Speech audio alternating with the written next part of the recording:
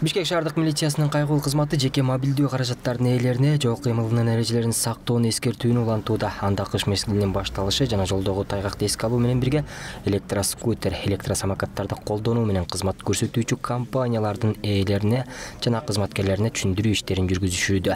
Милициянын кайгылуу кызматы жол кыймылынын катышуучуларына эки дөңгөлөктүү транспортты колдонуу эрежелерин эскертип, аны билүү зарыл экенин айтышат. Жол эрежесин сактоо боюнча өзүңүздөр билесиздер, мына азыр кыш мезгили келди, көчөдө жаан-чачын, кар, бул эки дөңгөлөктүү транспорт каражаттарда мүмкүн ошол жолдо жүргөндө өтө кооптуу жагдайлар жараткандыктан ошол жарандар менен жолугушуп түшүндүрүү иштерин алып баратабыз.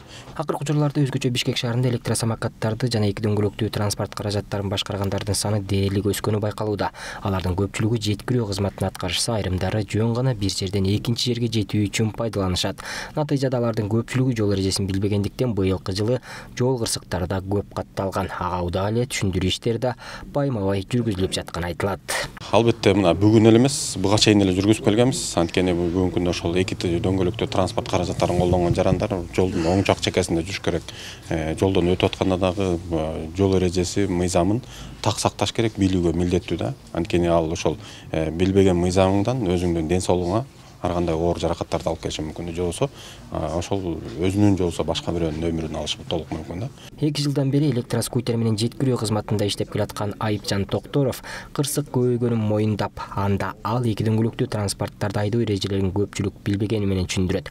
Аны окуп үйрөнүү көп деле оорчулук жаратпасын билдирди. Эми албетте жол эрежесин сактабай, эме кылбай жүргөндөр көп катталып атат тилекке каршы. Бирок аларга деле жакшы советими, кеңешими айтат элем, что жолго чыгаардын алдын мүмкүн болсо ушу жол эрежесинин эч болбойт дегени бир жолу ошол өзүнүн атайын китепчеси бар, өзүнүн атайын мыйзамдары ошол менен бир жолу таанышып карап койсоңуздар, бири-бирибизди сыйлап урматтасак, жол бар бир жол.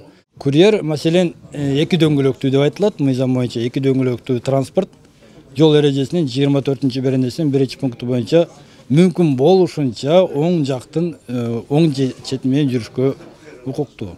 Эгерде жок, кээ бир ушул жерлерде туура эмес жолдор келип калат, албетте жол эрежесинин биринчи оң жак полоса деп коет, линиясынын катарына тилкесине жүргөнгө укуктуу. Жеке мобилдүү каражаттар шаардын көчөлөрүн айланып өтүү үчүн ыңгайлуу жана жеке унаага жана коомдук транспортко мыкты альтернатива болуп саналары айтылып келет.